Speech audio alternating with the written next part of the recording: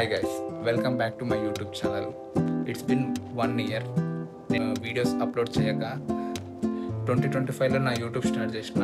3 videos upload చేసిన. ఆ తర్వాత ఒక్కసారిగా డిసపియర్ అయిపోయినా. చాలామంది అనుకొని ఉంటారు ఎందుకు వీడియోస్ అప్లోడ్ చేయడం ఆపేసిన అని. ఈ వీడియోలో ఆ క్వశ్చన్స్కి ఆన్సర్ చెప్తున్నా. ట్రూత్ చెప్పాలంటే అప్పుడు నాకు జాబ్ లేదు. ఎందుకంటే మా కాలేజ్కి ప్లేస్మెంట్స్ రాలేవు. ప్లేస్మెంట్స్ లేని కాలేజ్లో నేను ఎందుకు జాయిన్ అయినా అంటే, ఆ కాలేజ్లో జాయిన్ అయ్యే ముందు నాకు ఏం థాట్ ఉండేదంటే, ఎలాగో ఫ్రీ సీట్ నాది అది అందులో. సో ఫ్రీ సీట్ కాబట్టి ఫ్రీగా చదువుకొని ఇవే డబ్బులు నేను అబ్రాడ్కి మాస్టర్స్ చేయడానికి యూస్ చేసుకోవచ్చు అని ఆ థాట్లో నేను జాయిన్ అయినా. సో నేను ఇంకా థర్డ్ ఇయర్లో ఉన్నప్పుడు నాకు అర్థమైపోయింది మాస్టర్స్కి ఫుల్ కాంపిటీషన్ అయిపోయింది. అక్కడ జాబ్స్ లేవు, అబ్రాడ్లో ఎక్కడ జాబ్స్ లేవు. ఎక్కడ చూసినా ఫుల్ కాంపిటీషన్. అందరూ బీటెక్ కంప్లీట్ చేయడం, మాస్టర్స్కి వెళ్ళిపోవడం. సో అప్పుడు నేను నా డెసిజన్ని చేంజ్ చేసుకున్నా. ఇంకా అబ్రాడ్కి వెళ్ళడం కుదరదు, ఇక్కడనే ఇంకా జాబ్ క్రాక్ చేద్దాం అని చెప్పేసి 2024లో నేను గ్రాడ్యుయేట్ అయిపోయినా. సో ఇంకా ఆఫ్ క్యాంపస్ డ్రైవ్స్ అటెండ్ అవుతుండే. దగ్గర దగ్గర 30 to 40 డ్రైవ్స్ నేను అటెండ్ అయినా. ఆల్మోస్ట్ అన్నిట్లో లాస్ట్ రౌండ్ వరకు వెళ్ళడం, మీకు మెయిల్ వస్తుంది, మెసేజ్ వస్తుంది అని వాళ్ళు చెప్పడం, నేను ఇంటికి వెళ్ళిపోవడం, నాకేం రాకపోవడం, ఇదే లూప్ రిపీట్ అవుతుండే.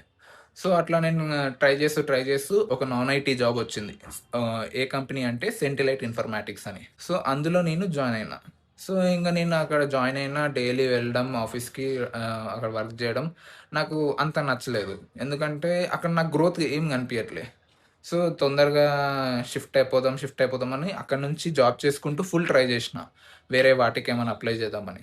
ఇంకా నాకు ఇప్పుడు ఏం దొరకలేవు ఇంకా, ఎందుకంటే ఫుల్ వర్క్ ఉంటుండే, అందులో ఫుల్ స్ట్రెస్ ఉంటుండే. నేను రిజైన్ చేసేసిన, అది నాకు నచ్చలేదు, నేను రిజైన్ చేసేసిన. అట్లా మళ్ళీ జాబ్ సర్చింగ్ స్టార్ట్ చేసిన. ఆ గ్యాప్లో నేను యూట్యూబ్ స్టార్ట్ చేసిన 3 వీడియోస్ అప్లోడ్ చేసిన. యూట్యూబ్ గురించి ఆలోచించుకుంటూ ఇంకా జాబ్కి గురించి ప్రిపేర్ అవుతూ రెండింటిని మేనేజ్ చేయలేకపోయినా. సో నాకు అనిపించింది టెంపరీగా యూట్యూబ్ని స్టాప్ చేసి ఫుల్ ఫోకస్గా జాబ్కి ప్రిపేర్ అవుదామని అనుకున్నా. సో అందుకే స్టాప్ చేసిన. ప్రిపేర్ అవుతున్నా, ఇంకా అట్లనే జాబ్ సర్చింగ్ కూడా చేస్తున్నా. జాబ్ సర్చింగ్ చేస్తుంటూ నాకు సీడీకే గ్లోబల్ వచ్చింది. అందులో 3 రౌండ్స్ ఉండే, 2 టెక్నికల్ రౌండ్, ఒక manager round. Technical rounds clear చేసిన. లాస్ట్ మేనేజర్ రౌండ్లో నాకు ఎక్స్పీరియన్స్ లేదని తెలిసింది. ఎక్స్పీరియన్స్ లేకుండా నన్ను ఎందుకు ఇంటర్వ్యూ చేసినారంటే, మేనేజర్ వచ్చేసేసి యూఎస్ ఆయనే. సో యూఎస్ వాళ్ళకి, ఇక్కడ ఉన్న హెచ్ఆర్ డిపార్ట్మెంట్ వాళ్ళకి మిస్కమ్యూనికేషన్ వల్ల ఫ్రెషర్గా నన్ను ఇంటర్వ్యూ చేసిండ్రు. ఎందుకంటే నాకు అప్పుడు లెస్ దెన్ 1 year ఉండే ఎక్స్పీరియన్స్. సో నన్ను ఇంటర్వ్యూ చేసినారు. సో తర్వాత మళ్ళీ హెచ్ఆర్ కాల్ చేసేసి, సారీ, ఈ రోల్ 3 years ప్లస్ ఎక్స్పీరియన్స్డ్ వాళ్ళకి మిస్అండర్స్టాండింగ్ వల్ల నిన్ను ఇంటర్వ్యూ చేసినాము అని చెప్పినారు. ఫ్యూచర్లో ఏమన్నా ఓపెనింగ్స్ ఉంటే చెప్పండి అని చెప్పేసి ఇంకా కాల్ కట్ చేసిన. సో ఇంకా అట్లనే సర్చింగ్ చేస్తూ ఉంటుంటే ఎడ్యువెంచర్ అని చెప్పేసి ఒక యూఎస్ బేస్డ్ కంపెనీ అప్రోచ్ అయ్యారు. సో ఇంకా వాళ్ళు కూడా ఇంటర్వ్యూస్ పెట్టినారు, క్రాక్ చేసేసిన, అయిపోయింది. కానీ ఈ ఎడ్యువెంచర్ అనే కంపెనీ స్టార్టప్ కంపెనీ, చిన్న కంపెనీ అనమాట. బట్ రోల్ మాత్రం డెవలపర్ రోల్ ఉండే. ఇంకా రోల్ చూసి ఇంకా జాయిన్ అయిపోయినా. జాబ్ చేస్తూ బయట ఎక్కడైనా బెటర్ ఆపర్చునిటీస్ ఇంకా ఉన్నాయని చెప్పేసి సెర్చ్ చేస్తుండే. సో 3 months అయిపోయింది. మళ్ళీ సిడికే గ్లోబల్ వాళ్ళు కాల్ చేసినారు. ఇట్లా ఏదైతే నేను ఇంటర్వ్యూ చేసినామో ఆ రోల్ ఇంకా ఫ్రీగా ఉంది, are you willing to join అని అన్నారు. అంటే ఓకే అని అన్నా.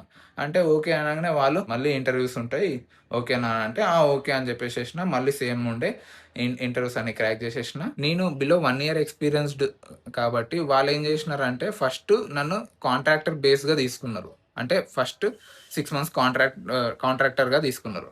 ఈ 6 months కాంట్రాక్టర్లో నా పర్ఫార్మెన్స్ చూసి నన్ను ఫుల్ టైం చేస్తారు అని చెప్పినారు.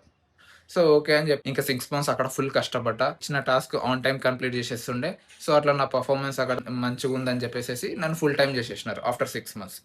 సో సిడికే గ్లోబల్లో జాబ్ క్రాక్ చేశాక నాకు జాబ్ మాత్రమే రాలేదు, కాన్ఫిడెన్స్ వచ్చింది. మనం ఏదన్నా గట్టిగా అనుకొని మేనిఫెస్ట్ చేసి ఫోకస్గా దాని గురించి కష్టపడితే రిజల్ట్స్ వస్తాయని నమ్మకం వచ్చింది. జాబ్ వచ్చిన తర్వాత నా లైఫ్లో ఇంకో హ్యాబిట్ స్టార్ట్ అయింది, అదే జిమ్. లాస్ట్ 1 yearలో నేను జిమ్ని ఆల్మోస్ట్ మిస్ చేయలేదు. అక్కడ నాకు మజిల్స్ కన్నా ఎక్కువ కన్సిస్టెన్సీ అంటే ఏంటో తెలిసింది.